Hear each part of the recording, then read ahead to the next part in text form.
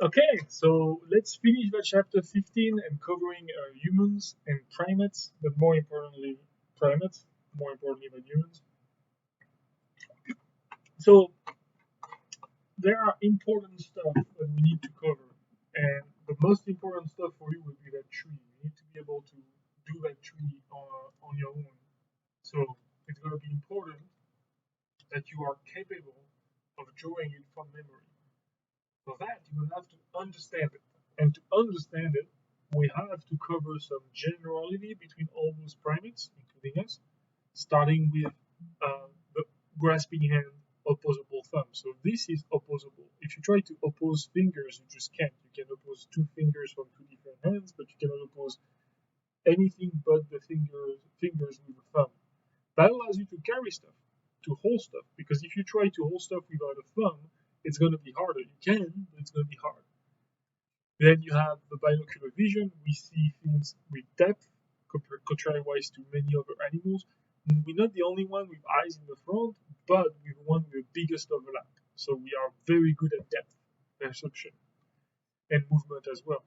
And we have a large brain, including the chimpanzee. So really relatively large brain compared to the rest, and including the lemur, including all the primates really, compared to the size of the body. So let's look at that tree. 60 million years ago, it's also the start of the Cenozoic era.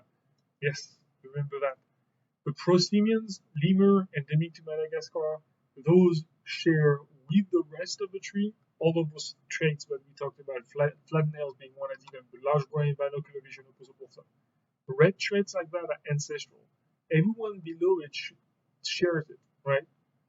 So new monkey, old world monkey, those are more closely related between those two than prosimians and new world monkeys. Why? Because prosimians and new world monkeys only share the red traits. Everything then below here onto the next node is shared between new world monkey and old world monkey. Thus, those two share all of that on top of all of these compared to just prosimians and new world monkeys. That's how you read a tree. Now those monkeys here, that's what we call like prosimians monkeys. When we get to the apes, those are the hominoids, as we say. So hominoids include the apes, and that includes everything that has opposable thumb, fine nails, binocular vision, large brain, and long arms, short legs, and no tails. You have the lesser apes, the gibbons. If you add to this fist walking, you get orangutan. Knuckle walking, you get gorillas, bonobos, and common chimpanzees. Those are called the hominids, from orangutans to chimpanzees. Those are the great apes.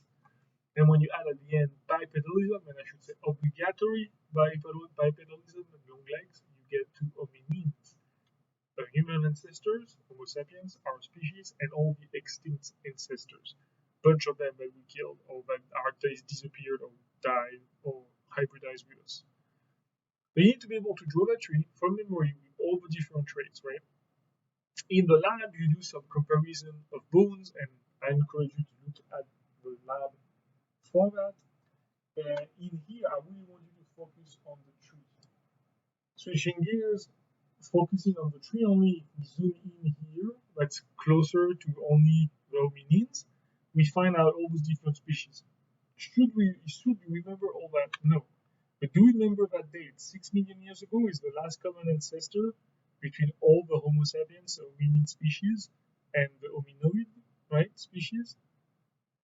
So it's really important that you remember you have 4 groups. Not really remembering the names, you'll cover them in labs, but there are 4 main groups, and remember that they are really varied, but they all follow the same path. They all at the end of the tree. They have obligatory bipedalism.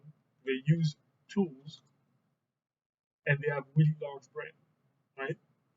So all those species, what happened to them? Most of them disappear, right? You have some fossil evidence that on that line in Africa in 1.8 million years ago, there was a ton of them living together.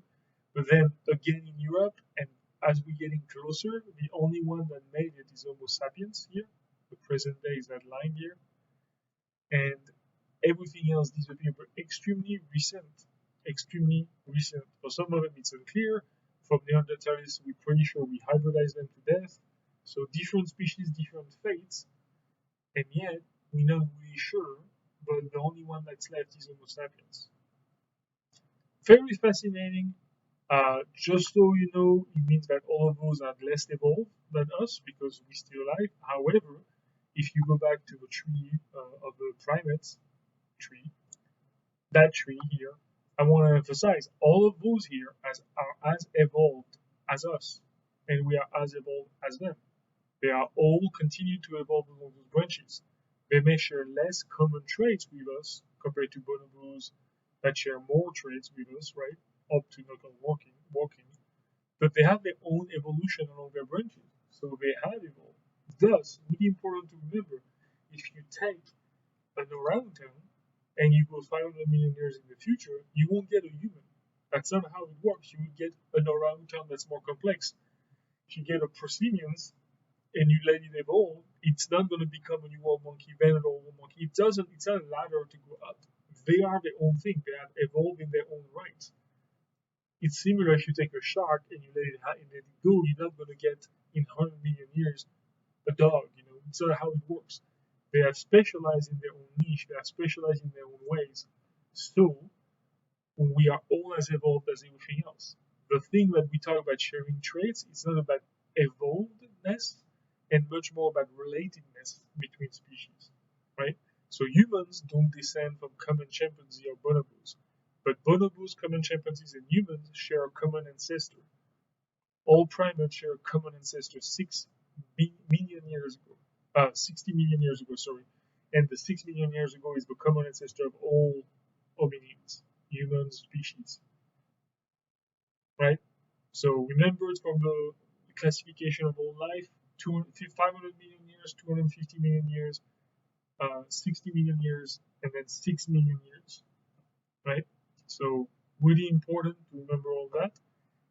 That would be something that you have to do many times, and you will be tested upon at the exam.